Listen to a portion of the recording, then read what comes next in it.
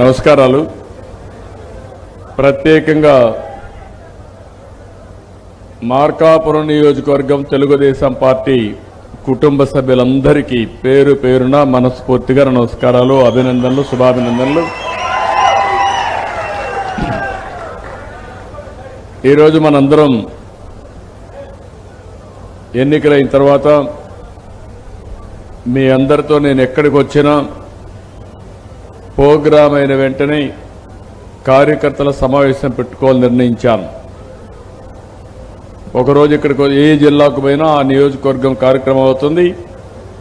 మళ్ళీ అక్కడ కార్యకర్తల మీటింగ్ పెట్టుకొని ముందుకెళ్తాం. దీనివల్ల ఒక మెసేజ్ నేను ఇవ్వాలనుకున్నాను. పార్టీలో పార్టీ సుప్రీం, పార్టీ ఏదనుకుంటే అది చేయడం, ఇక్కడుండే నాయకత్వం కూడా గుర్తుపెట్టుకోవాల్సిన అవసరం ఉంది. అందరం గుర్తుపెట్టుకోవాల్సిన అవసరం ఉంది. దగ్గర మనం చూస్తే 82 మార్చి నుంచి రేపు మార్చికి, ఈ మార్చికి దగ్గర మనం చూస్తే 43 సంవత్సరాలు అవుతుంది. 44వ సంవత్సరంలోకి ఎంటర్ అవుతున్నాం. 43 సంవత్సరాలు జెండా మోసిన కార్యకర్తలు భుజాలు అరిగిపోయేట్టుగా జెండాలు మోశారు, కష్టపడ్డారు, ఆస్తులు పైన తట్టుకొని నిలబడ్డారు. అలాంటి కార్యకర్తల్ని పూర్తిగా ఆదుకునే బాధ్యత పార్టీ నాయకత్వం పైన ఏ స్థాయిలో ఉన్నా కానీ. ఈరోజు తెలుగుదేశం పార్టీ ఒక ప్రత్యేకత ఉంది. చాలా రాజకీయ పార్టీలు వచ్చాయి. మళ్ళీ ఆ రాజకీయ పార్టీలు కొన్ని రోజుల్లో కనుమరుగైపోయే పరిస్థితి కూడా వచ్చింది. కానీ 43 సంవత్సరాలు అప్స్ అండ్ డౌన్స్ వచ్చిన తెలుగుదేశం పార్టీ ప్రగాఢ ముద్ర దేశంలో వేయగలిగాం.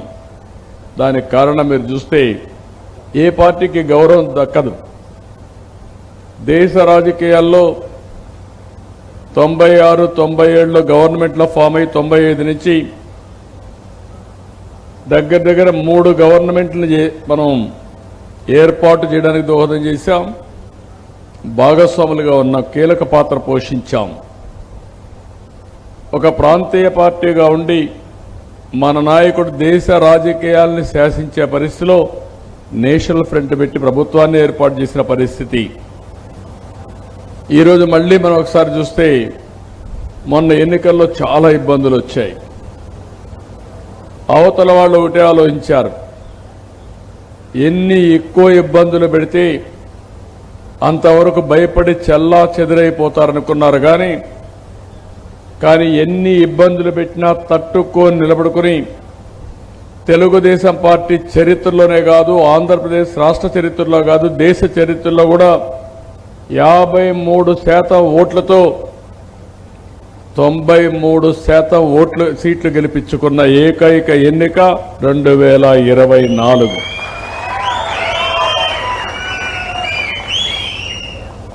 దాని వెనకాన మీ కష్టాలున్నాయి. మనం కూడా ఎక్కడికక్కడ ఫోన్ ఇచ్చేసాం. దాని వెనకాన మీ కష్టాలున్నాయి. నేను కూడా చాలా జాగ్రత్తగా రాష్ట్రం కోసం, కార్యకర్తల కోసం పనిచేశాం. అడుగునా మీరు చూశారు. ఇప్పుడు కూడా మీటింగ్లు అడిగారు. 9 నెలలుగా బూతులు మాట్లాడడం మానేశారు. అసెంబ్లీ ప్రశాంతంగా ఉంది, బయట కూడా బూతులు వినపడం లేదు అని సర్వత్రా హర్షాన్ని వ్యక్తం చేసే పరిస్థితికి వచ్చారు. రాజకీయాలకు వచ్చింది తిట్టుకోవడానికి కాదు, దూషించుకోవడానికి కాదు, పోటీపడి ప్రజా జీవనంలో మార్పులు తీసుకురావడానికి, జీవన ప్రమాణాలు పెంచడానికి. అలాంటిది మనం చూస్తే ఒక శత్రువుల మారిగా మనల్ని కావాలని ఏ విధంగా వేధించారో మనం చూశాం. ఎప్పుడైనా సరే మీరు గుర్తుపెట్టుకోవాల్సింది, ప్రజా కోర్టులో ఎవరు తప్పు చేసినా దోషులుగా నిలబడక తప్పదు. అదే 2024లో జరిగింది. ఇక్కడ నేను మిమ్మల్ని కోరేది, మనం గెలిచాం.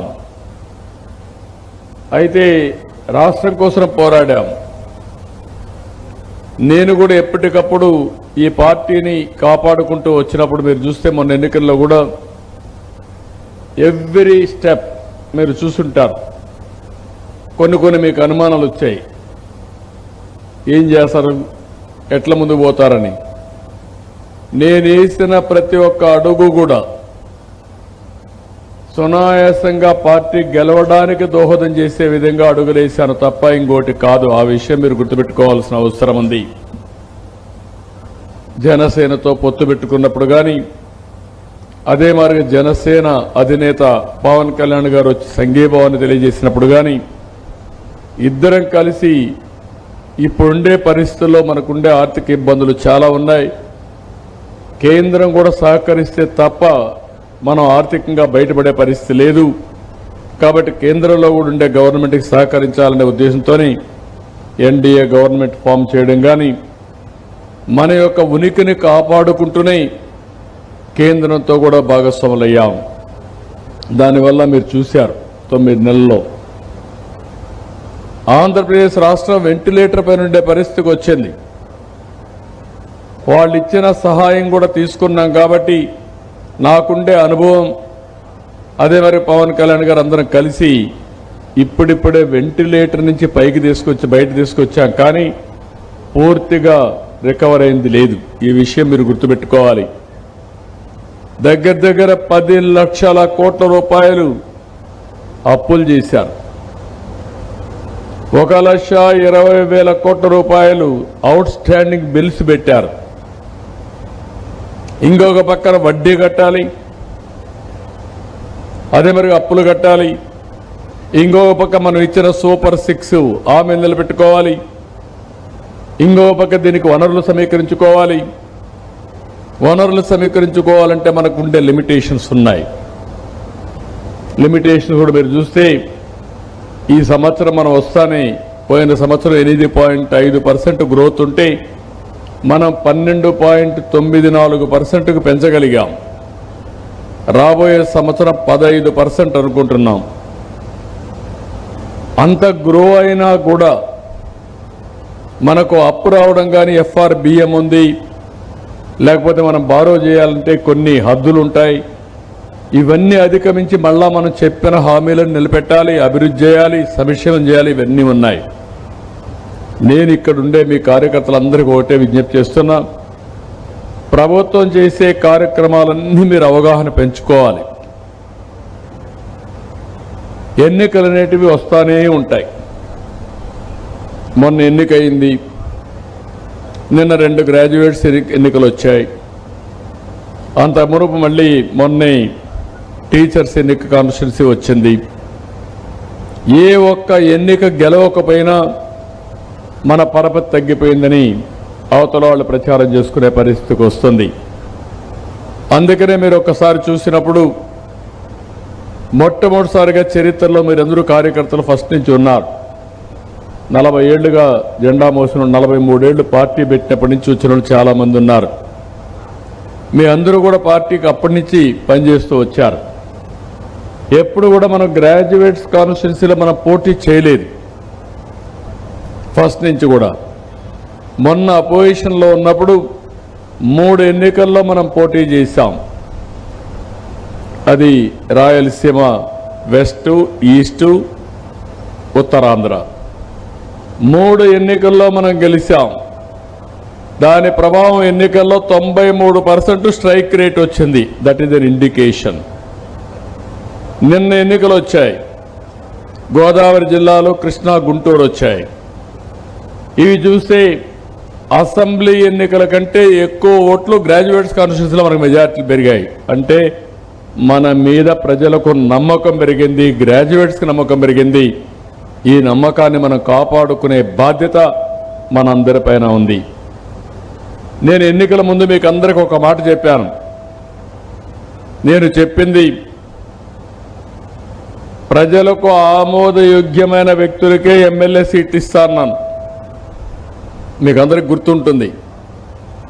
నేను రెగ్యులర్గా సర్వేలు చేశాను, ఒకటి కాదు, అనేక రకమైన. ఇప్పుడు మనందరూ, మీరు నారాయణ రెడ్డి గారిపై నాకు అభిమానం, మీరందరూ నాకు తెలిసిన వాళ్ళే. కానీ నారాయణ రెడ్డి ప్రజల్లో లేకపోతే నేనేం చేయాలి? ప్రజలు ఆమోదించలేదనుకోండి, ప్రాబ్లమ్స్ వస్తాయా లేదా?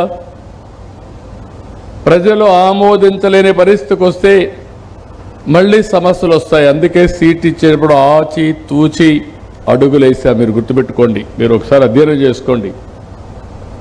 నాకు దగ్గరగా ఉండే వాళ్ళకు కూడా ఈసారి కాదులే, అవసరమైతే నాకు అవకాశం వస్తే మళ్ళా ఎమ్మెల్సీగా ఇస్తాం, ఇంకోటి ఇస్తాం.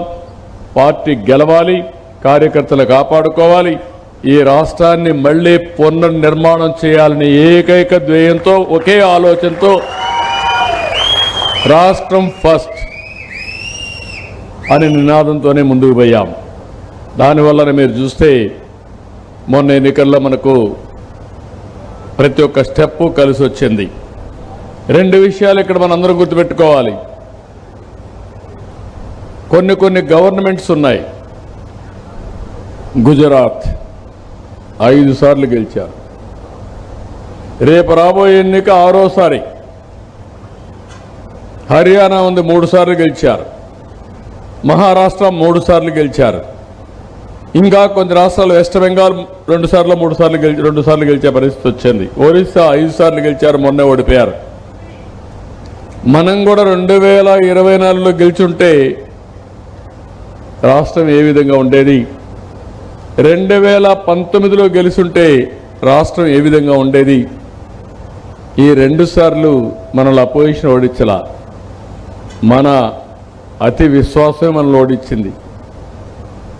ఎప్పుడు కూడా ప్రజలకు మనం అండగా ఉన్నప్పుడు అనునిత్యం మనం ఆలోచించుకోవాలి. నేనే కాదు, నారాయణ రెడ్డి గారు కూడా ఆలోచించుకోవాలి, అందరం ఆలోచించాలి. ప్రజలు మనల గురించి ఏం ఆలోచిస్తున్నారు? ఈసారి ఎన్నికల్లో మీరు ఒక్కసారి చూస్తే ప్రజలంతా కూడా ఎక్కువ ఆస్పిరేషన్స్ పెంచుకున్నారు. నా జీవితంలో ఎప్పుడు నేను చూడాల, 4వసారి ముఖ్యమంత్రిని. సమస్యలు చూస్తే చాలా ఉన్నాయి, ఆశలు చూస్తే ఆకాశానికి చేరిపోయినాయి. మన కార్యకర్తల ఆలోచనలు అట్నే ఉన్నాయి, ప్రజల ఆలోచన అట్నే ఉన్నాయి. ఇంకో పక్క మనకు పనిచేసిన వాళ్ళకు కూడా ఎక్కడి నుంచో అమెరికా నుంచి వచ్చారు, 6 నెలలు ఇక్కడ ఉన్నారు. ఒక 3-4 లక్షలు 5 లక్షలు ఖర్చు పెట్టి వెళ్ళారు. కొంతమంది కోట్లు ఖర్చు పెట్టుకున్నారు. దేనికి ఖర్చు పెట్టారంటే రాష్ట్రాన్ని కాపాడుకోవాలి, మేము కూడా ఇది భాగస్వాములు కావాలి, ఈ రాష్ట్రం వల్ల మేము పైకొచ్చాం, మన కళ్ళ ముందు ఈ మారిగా అయిపోయిందనే బాధతో ఖర్చు పెట్టారు. వాళ్ళలో కూడా ఆశలు ఉన్నాయి, నాకు గౌరవం ఇవ్వాలంటారు, తప్పులేదు. కానీ ఇది చేయాలంటే 9 నెలలుగా నేను రాత్రింబగళ్ళు కష్టపడితే కనీసం జీతాలు ఇవ్వగలిగాం, పింఛన్లు ఇవ్వగలుగుతున్నాం, కొన్ని ప్రోగ్రాములు చేశాం, అభివృద్ధి కార్యక్రమాలన్నీ గ్రౌండ్ చేశాం. ఇది మళ్ళీ ముందుకు పోవాలంటే మనం ఎప్పుడప్పుడు ఆలోచించుకోవాలి. మీరు ఒకటే గుర్తుపెట్టుకోవాలి,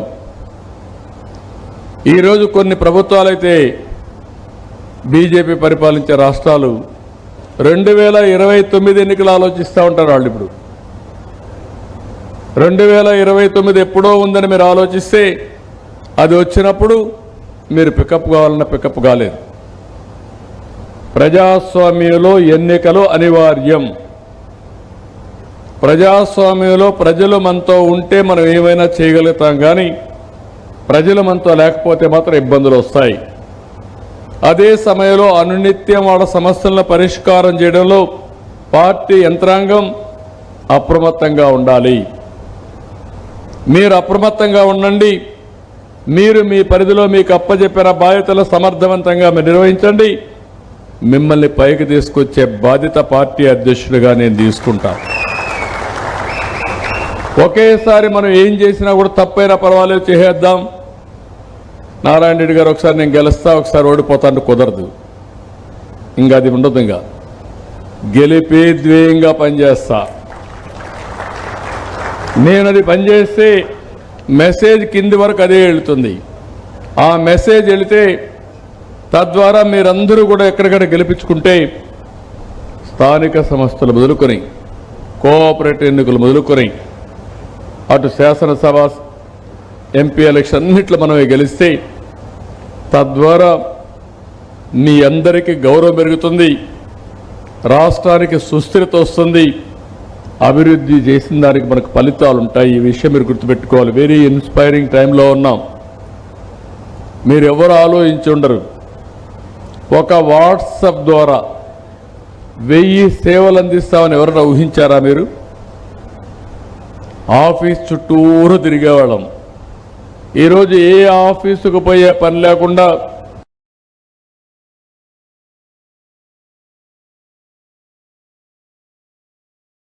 మీ చేతిలో ప్రభుత్వం వచ్చిందంటే అది తెలుగుదేశం. 95 నుంచి 2004కు మనం చేసిన పనులు మీరు చూస్తే ఈరోజు దేశంలో ఎక్కువ తలసరి ఆదాయం వచ్చే రాష్ట్రం తెలంగాణ రాష్ట్రం. దానికి కారణం ఎవరు చేసే ఆ పనులు? మన పార్టీ అవునా కాదా అని అడుగుతున్నా. గర్వపడుతున్నాం.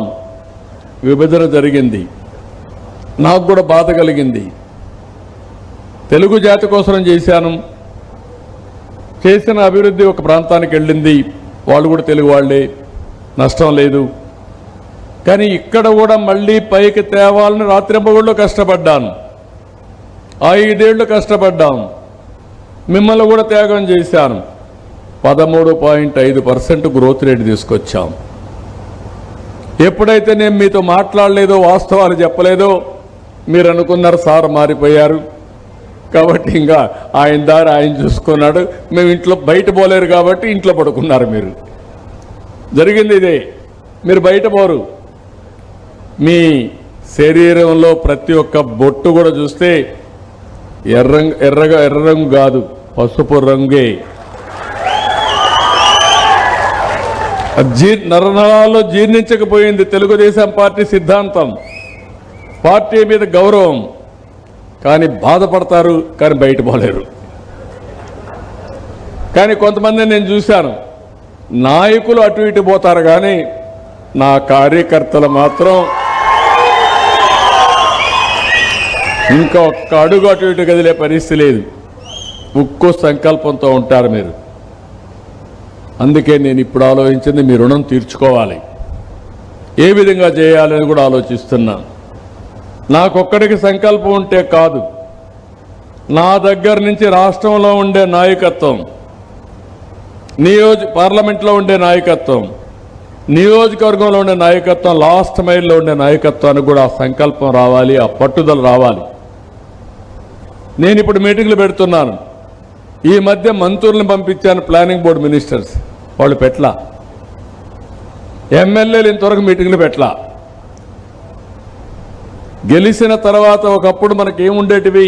పంచాయత్ మీటింగ్ పెట్టేవాళ్ళం, మండల్ ఈ మినిట్స్ అక్కడికి వెళ్ళేటివి, అది అయిన తర్వాత జిల్లా మండల మినిట్స్ వెళ్ళేటివి. ప్లానింగ్ బోర్డు మీటింగ్ ముందు రోజున పార్టీ మీటింగ్ పెట్టి ఆ సమస్యలని మంత్రి రాసుకొని ప్లానింగ్ బోర్డులు చేసేవాడు. ఇప్పుడు అన్నీ మీరు అదృష్టం ఏంటంటే ఆన్లైన్ మెంబర్షిప్ పెడితే 1 కోటి మంది చేరిపోయారు. అది తెలుగుదేశం పార్టీ పైన ఉండే విశ్వాసం.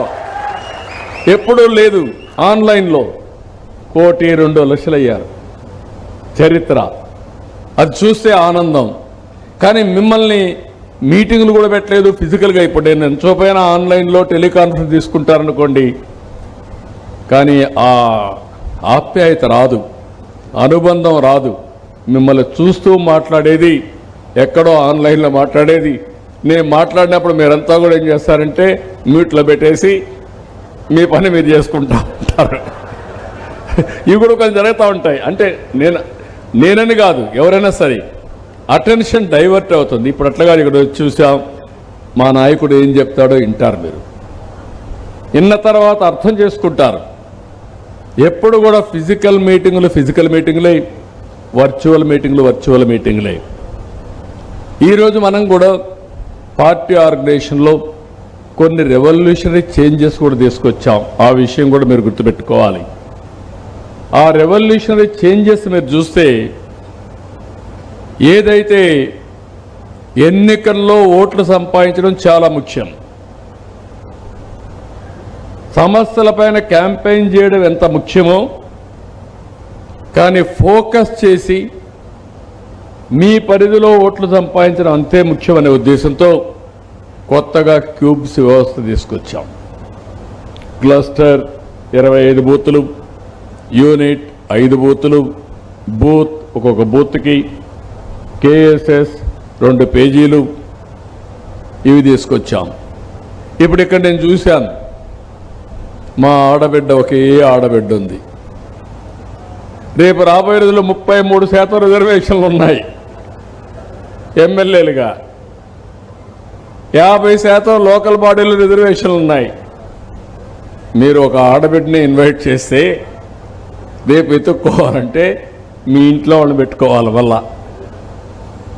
అంటే నేను తప్పు పట్టలేదు, కనీసం పొలిటికల్ అవగాహన లేకపోతే ఈరోజు అంతర్జాతీయ మహిళా దినోత్సవ సందర్భంలో నేను మాట్లాడి మన పార్టీకి వస్తే 50% మహిళలు ఉండాల్సిన మీటింగు 1% కూడా లేదంటే ఏ విధంగా సమర్థించుకుంటామని అడుగుతున్నా. మీరు అవన్నీ ఎక్స్క్యూజులు వద్దు, నేను చెప్తున్నా. అంటే ప్రాక్టికాలిటీకి వెళ్దాం మనందరం, హౌ టు రీఓరియంట్. అందుకే నేను పెట్టాను. మొన్న ఎన్నికల్లో మీరు చూస్తే నేను ఒక ప్రయోగం చేశాను, సోషల్ రీఇంజనీరింగ్. తెలుగుదేశం పార్టీ ఎప్పుడు కూడా సోషల్ రీఇంజనీరింగ్ చేసుకుంటా వస్తున్నాం. మన నాయకుడు ఎన్టీ రామారావు గారు ఉన్నప్పటి నుంచి మొట్టమొదటిసారిగా బీసీలకు ప్రాధాన్యత ఇచ్చిన పార్టీ తెలుగుదేశం పార్టీ, మాదిగలకు ప్రాధాన్యత ఇచ్చిన పార్టీ తెలుగుదేశం పార్టీ, బడుగు బలహీన వర్గాలని పైకి తీసుకొచ్చిన పార్టీ, ముస్లిమ్స్ కానీ ఎస్సీస్ కానీ ఎస్టీలు కానీ పైకి తీసుకొచ్చిన పార్టీ తెలుగుదేశం పార్టీ. అదే సమయంలో మీరు ఒకసారి చూస్తే మొన్న ఎన్నికల్లో నేను ఆలోచించింది, వీలైనంత వరకు ఒకటేసారి సాధ్యం కాదు కానీ జనాభా దామాషా ప్రకారం అన్ని కులాలకు న్యాయం చేయాలనే ఉద్దేశంతో ప్రయత్నం చేశాను. దానివల్ల మంచి ఫలితాలు వచ్చాయి. నేను కొన్ని నియోజకవర్గాల్లో పైలట్గా స్టడీ చేస్తున్నా. ఎక్కడైతే పార్టీ యంత్రాంగం కూడా సోషల్ రీఇంజనీరింగ్ చేశారో అక్కడ ఫలితాలు వస్తున్నాయి. ఒక ప్రత్యేకమైన పరిస్థితి మీరు చూస్తే కింది లెవెల్లో కేఎస్ఎస్లో అన్ని కులాలు వస్తున్నారు, దామాషా ప్రకారం వస్తున్నారు. బూత్కి వస్తే కొంచెం తగ్గుతున్నారు, యూనిట్కి వస్తే ఇంకా తగ్గుతున్నారు, క్లస్టర్కి వస్తే తగ్గిపోతున్నారు, జిల్లా పార్టీ తగ్గుతున్నారు, రాష్ట్ర పార్టీ తగ్గిపోతున్నారు. అంటే ఇక్కడ మనం గుర్తుపెట్టుకోవాల్సింది, సమర్థవంతమైన నాయకత్వాన్ని తయారు చేసుకోవడంలో మనం వెనుకబడుతున్నాం.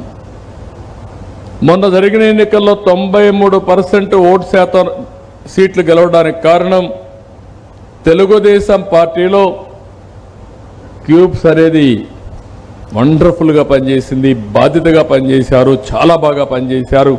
మిమ్మల్ని అందరినీ ఆ క్యూబ్స్లో పనిచేసిన ప్రతి ఒక్కరిని మనస్ఫూర్తిగా అభినందిస్తున్న ధన్యవాదాలు. నేను అందుకనే ఆ రోజు ఒక మాట చెప్పాను, క్యూబ్స్ అనే వ్యవస్థ పార్టీ వ్యవస్థ 2 ఉన్నాయి. గౌరవం ఇవ్వడానికి పార్టీ, మీ హోదా పెంచడానికి పార్టీ. క్యూబ్స్ అనేది మీ బాధ్యతని మెజర్ చేయడానికి క్యూబ్స్. అది ప్రతి ఒక్క వ్యక్తి, రాష్ట్ర పార్టీ అధ్యక్షుడిగా ఉండే వ్యక్తి కూడా క్యూబ్లో పనిచేయాలని చెప్పాను. ఇప్పుడు అందుకే ఈ ఎలక్షన్లో మళ్ళీ చెప్పింది, రాష్ట్ర పార్టీ అధ్యక్షుడిని కేఎస్ఎస్లో నేను తీసుకోవాలి. ఆ 120 ఓట్స్ నేను తీసుకొని ఆ 120 ఓట్లతో అనుసంధానం చేసుకుని వాళ్ళని ఆర్థికంగా, రాజకీయంగా ఓట్ బ్యాంకును పెంచే బాధ్యత నాది. అప్పుడే నేను ఎలిజిబుల్.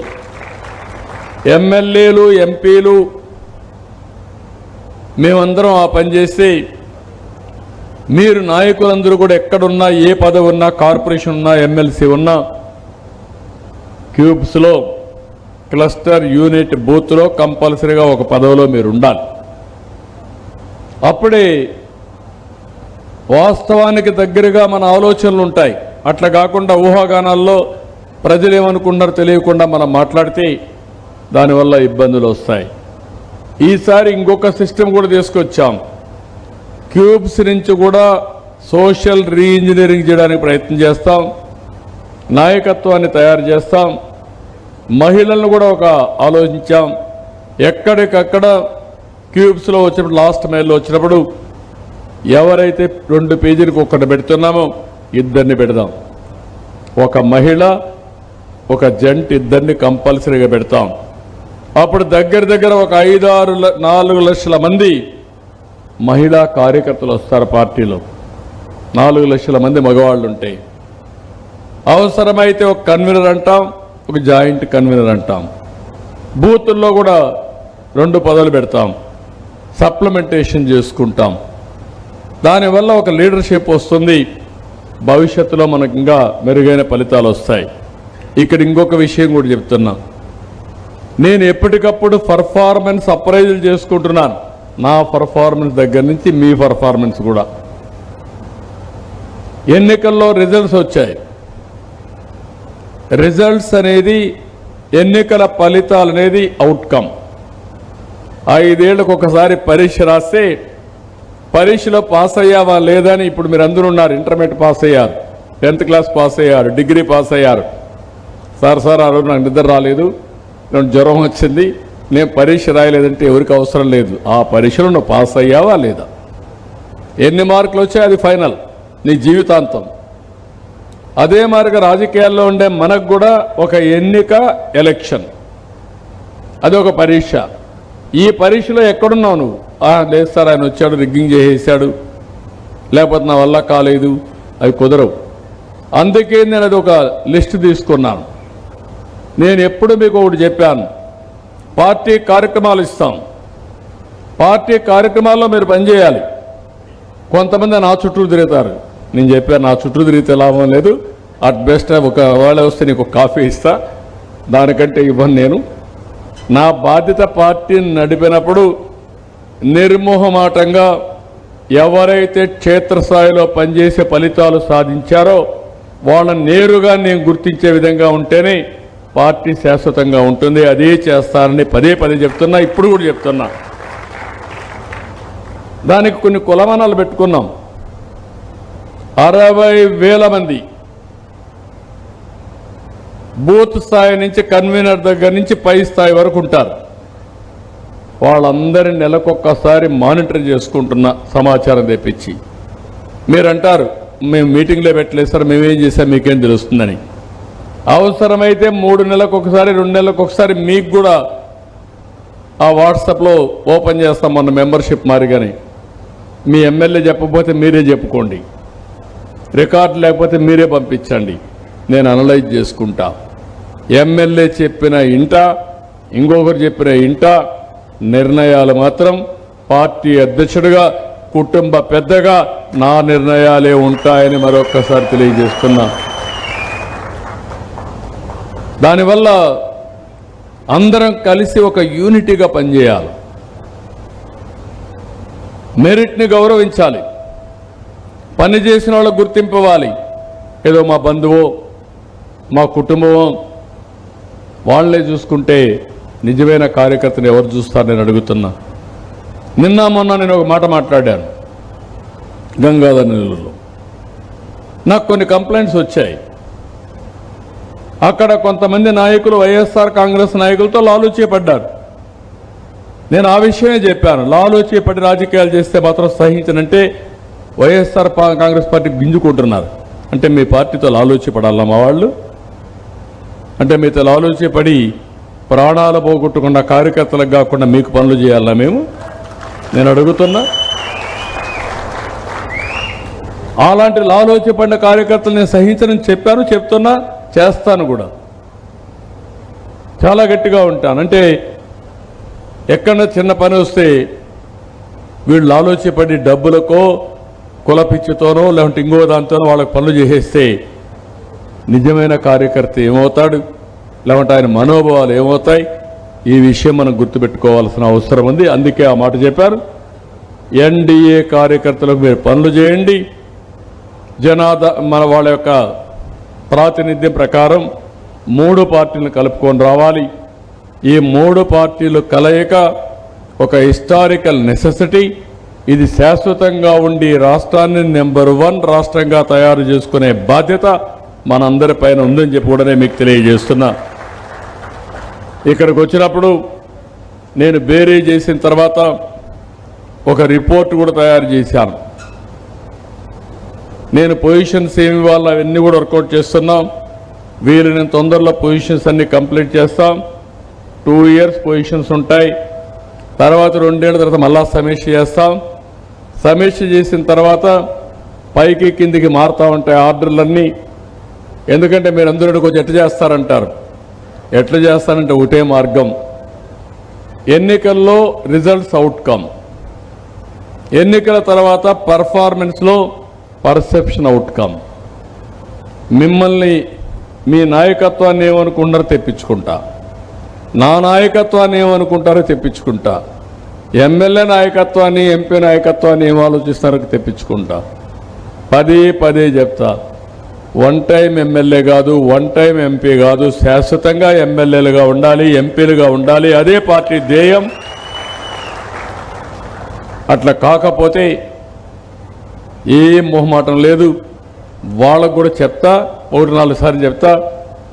చెప్పిన తర్వాత కూడా మారకపోతే మీకు అందరికీ తెలుసు, ఇంకా పార్టీ ఎట్లా కంట్రోల్ చేసుకోవాలో చేసుకొని పార్టీ నెంబర్ 1, పార్టీ రాష్ట్రం నెంబర్ 1. అదే సమయంలో పార్టీని గౌరవించుకుంటూ మనం ముందుకు పోవాల్సిన అవసరం. నేను నారాయణ రెడ్డి గారి విషయం చెప్పడంలో ఎవరికైనా యూనిఫామ్గా వర్తిస్తుందని చెప్పడానికి మాత్రం నేను ఈ విషయం మీ అందరికీ చెప్తున్నా. ఇక్కడికి వచ్చినప్పుడు ఇక్కడ ఈ నియోజకవర్గం అప్స్ అండ్ డౌన్స్ ఉంటాయి. ఇది 1 side తెలుగుదేశం పార్టీ కాదు, కానీ 1 side తెలుగుదేశం పార్టీ చేసుకునే అవకాశం మీ చేతుల్లో ఉంది, ఎమ్మెల్యే చేతుల్లో ఉంది. ఇప్పుడు మీరు అడిగారు మార్కాపురం జిల్లా చేయమని.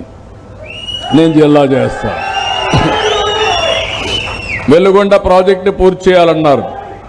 నేనే ఫౌండేషన్ వేసా. నేనే ఆ ప్రాజెక్ట్ని మళ్ళా పూర్తి చేసే అవకాశం భగవంతుడు ఇచ్చాడు. గోదావరి నుంచి నీళ్లు కూడా తీసుకొస్తాం, దానికి కూడా ఒకటి ఆలోచించాం. ఏదైతే పోలవరం టు బనకచెర్ల, అది వస్తే బనకచెర్లకు పోయే మునుపు శ్రీశైలం నుంచి తీసుకోకుండా గోదావరి నీళ్లు కూడా మీరు తీసుకోవచ్చు. అంటే double advantage. Veligonda project Godavari నీళ్లు, కృష్ణా నీళ్లు. ఇవన్నీ చేసినప్పుడు నేను అడుగుతున్నా మిమ్మల్ని, శాశ్వతంగా ఈ కాన్స్టిట్యూన్సీ గెలవాలా లేదా? గెలుస్తాం గెలిపిస్తాం అనే మాటల్లో కాదు, మీ యొక్క చేష్టల్లో మీరు నిరూపించుకోవాలని నేను మెజర్ చేయాలా. That is where. ఇప్పుడు నేను అందుకే 2 చెప్పాను మీకు. ఒకటి, ఎన్నికల్లో వచ్చిన ఫలితాలను బేరే చేసుకొని పర్సెప్షన్ తయారు చేయడం, రేటింగ్. రెండోది, ప్రజలు ఏమనుకుంటున్నారు ఎప్పటికప్పుడు సర్వేలు చేసి పర్సెప్షన్ బేస్ చేసుకొని మళ్ళా మీ రేటింగ్ బేరే చేయడం. ఈ రెంటికి ప్రాసెస్ ఉంటాయి. ఆ ప్రాసెస్లో మీటింగ్లు పెట్టుకోవడం, నేను ఇచ్చిన ప్రోగ్రాములు చేయడం. ఈరోజు అంతర్జాతీయ మహిళా దినోత్సవం, ఎంతమంది మన ఎమ్మెల్యేలు అటెండ్ అయ్యారు? మొన్నే ప్రతి నెల మొదటి తారీఖు ఎన్టీఆర్ భరోసా కార్యక్రమం, పేదల సేవలో ఎంతమంది అటెండ్ అవుతున్నాం? ఈరోజు మనం గుర్తుపెట్టుకోవాల్సింది, భారతదేశ చరిత్రలో ఏ రాష్ట్రంలో ఇవ్వని విధంగా 4,000, 6,000, 10,000, 15,000 రూపాయలు ఇచ్చే ఏకైక ప్రభుత్వం, అతి పెద్ద డీబీటీ కార్యక్రమం ఈ పెన్షన్లు. 33,000 కోట్లు ఇస్తున్నాం. మనలో సగం కూడా ఎవరు ఇవ్వడం లేదు. దగ్గర 64 లక్షల మందికి ఇస్తున్నాం. ఇది మీరు ఓనర్షిప్ తీసుకోకపోతే ఎట్లవుతుంది? ఎమ్మెల్యే ఆ ప్రోగ్రాంకి రాకపోతే ఏమవుతుంది? ఇచ్చిన ప్రోగ్రాం గురించి చెప్పడం లేదు, చేయని కార్యక్రమాలు మాత్రం పదే అడుగుతున్నారు. అల్టిమేట్గా మనకుండే రిసోర్సెస్ని మేనేజ్ చేసుకోవాలి, ఆదాయాన్ని పెంచుకోవాలి, సంక్షేమాన్ని పెంచుకుంటాం, ముందుకు పోతాం. కానీ చేసిన పని చెప్పుకోకపోతే మళ్ళా రేపు ఎన్నికలు వస్తే ఆ ఎన్నికల్లో మనం దెబ్బతింటే చేసిన పని అంతా కూడా బూడిదలో పోసిన పన్నీరు అవుతుంది. ఇక రాబోయే రోజులు జరగకుండా ఉండాలంటే మనం జాగ్రత్తగా ఉండాల్సిన బాధ్యత ఉంది. ఇక్కడ మీరు చూస్తే దగ్గర కాన్స్టిట్యున్సీలో మొన్న ఎన్నికల్లో రాష్ట్రంలో 15.5% ఓవరాల్గా మెజారిటీలు వస్తే దగ్గర 15-16%, మీ దగ్గర 7.32. అంటే శాశ్వతంగా గెలవాలంటే 15%కి రీచ్ కావాలి, స్టేట్ యావరేజ్కి రీచ్ కావాలి. మీరు దాంట్లో సగం ఉన్నారు. ఆ విషయం మీరు గుర్తుపెట్టుకోవాల్సిన అవసరం ఉంది. నిన్న మెంబర్షిప్ డ్రైవ్లో 104లో మీరున్నారు. 175 నియోజకవర్గాలు అయితే ఆవరేజ్ కంటే అబోవ్లో ఉన్నారు. మీరు నాకంతా అరచేతిలో స్వర్గం చూపిస్తున్నారు, బాగుంది సార్ అంటారు. ఈ విషయం కూడా గుర్తుపెట్టుకోవాలి. 50,953 మందిని మీరు చేర్చారు. 4.17 అంటే 4.17 ఓట్లకి ఒకరిని మెంబర్గా చేర్చారు. మనం 3 ఆవరేజ్ పెట్టుకున్నాం, 3 కానీ 4 కానీ. చాలామంది ఆవరేజ్ కంటే ఇంకా ముందుకు పోయారు, మీరు అక్కడే ఉన్నారు. పేదల సేవలో 8 కార్యక్రమాలు పెడితే మీ ఎమ్మెల్యే 3 కార్యక్రమాల్లో పార్టిసిపేట్ చేశాడు. అంటే పాస్ కాల 37% మార్కుల్లో పాస్ ఎట్ అవుతాడు, కాలేదు. నేను నిర్మోహమాటంగా ఆయన చెప్తున్నా, ఆయన ఏమారిన చిత్రగుప్తుడి వారిగా లెక్కలు మాత్రం తయారైపోతాయి. అవసరమైనప్పుడు చిట్టా మాత్రం నేను తీస్తాను, తీయడం కాదు, నేను చెక్ చేసుకుంటానే ఉంటాను. నాకేదో ఐఎమ్ వెరీ హ్యాపీ, ఆపరేషన్ అయిపోయింది, ఇప్పుడన్నా పని చేసుకో, నిన్ను కాషన్ చేస్తున్నా. నేను అంతే, నేను అందరికీ కాషన్ చేస్తున్నా. పర్సెప్షన్లో మీరు చూస్తే ఎమ్మెల్యే పర్సెప్షన్, నేను ఇప్పుడు నెంబర్ చెప్పను, కానీ ఇంప్రూవ్ చేసుకోవాల్సిన అవసరం ఉంది. గవర్నమెంట్ గురించి కూడా మీరు చెప్పాల్సిన అవసరం ఉంది. Be clear. గవర్నమెంట్ గురించి ఇంకా మీరు మాట్లాడడం లేదు. చేసిన పని మనం చేశామని 1కి 10 సార్లు చెప్పుకోకపోతే ప్రజల్లో కూడా దీని మీద అనుమానం వచ్చే పరిస్థితి వస్తుంది.